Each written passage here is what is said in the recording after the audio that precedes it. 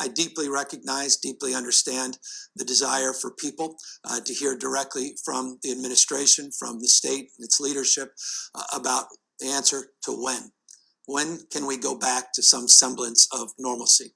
Well, a vast majority of you, I think, recognize that decision needs to be guided on the basis of the virus and its spread, decisions on the basis, always first and foremost, of public health. The pressure to answer that question, nonetheless, is very real. No one wants to be able to share that information more with you than I do. And I wish I could prescribe a specific date to say, well, we can turn out the light switch and go back to normalcy.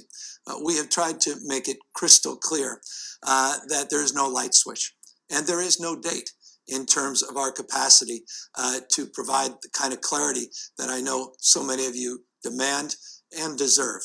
The clarity, however, we are providing today is the clarity of indicators that guide that decision making and the transparency around those indicators and that framework that allow us to organize around 6 specific themes and teams to every single day monitor conditions on the ground. It's driven not by ideology, but by argument, by evidence, and by the curation of best practices, not just across the state, across the country, but from around the rest of the world. We led with that first indicator that we'll talk about more in a moment around testing, tracking, tracing, isolation, and quarantine. But we included in 5 additional indicators considerations that we must around making sure we protect the most vulnerable Californians, our seniors in skilled nursing facilities, nursing homes, assisted living centers, those that are vulnerable out on the streets and sidewalk, the homeless, people with compromised immune systems. And that laid out framework for our second indicator, how we protect the most vulnerable. The third indicator was around hospital capacity, healthcare delivery capacity, not only within the hospital system, but the creation and the opportunity to provide alternative care sites and facilities, to do so not just with physical assets, but to make sure we have the human resources, the people, and the protective gear to make sure that the health workers are healthy and safe at the same time. We had a fourth indicator around the issues of therapeutics. We talk a lot about herd immunity, vaccines. We in California are uniquely positioned because of the National Institute of Health. 4 of the top 10 funded NIH sites are in the state of California.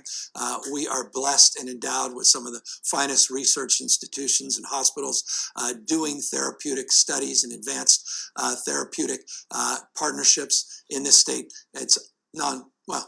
It's respectfully among the most robust of any state in this nation. So therapeutics also is a category that guides our decision making. The issue, obviously, of businesses, issues related to schools and physical facilities is another area that guides our consideration. That's indicator 5.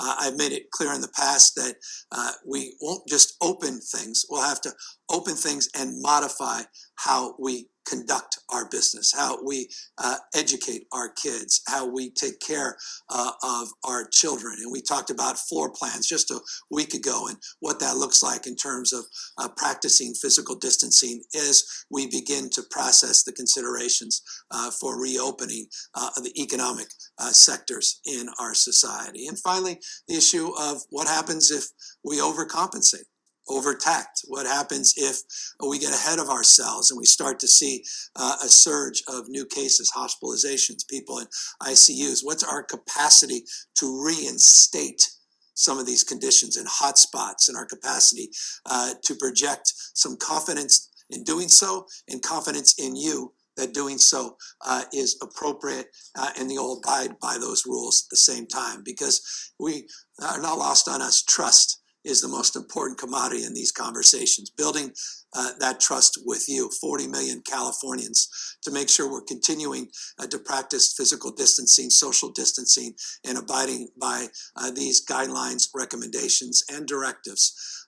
but we recognize we're testing that trust every day because of the deep desire for people to begin to know when they can get back to work, when they can go back out and recreate and enjoy beautiful parks and beaches in the state of California. And so today we want to further that conversation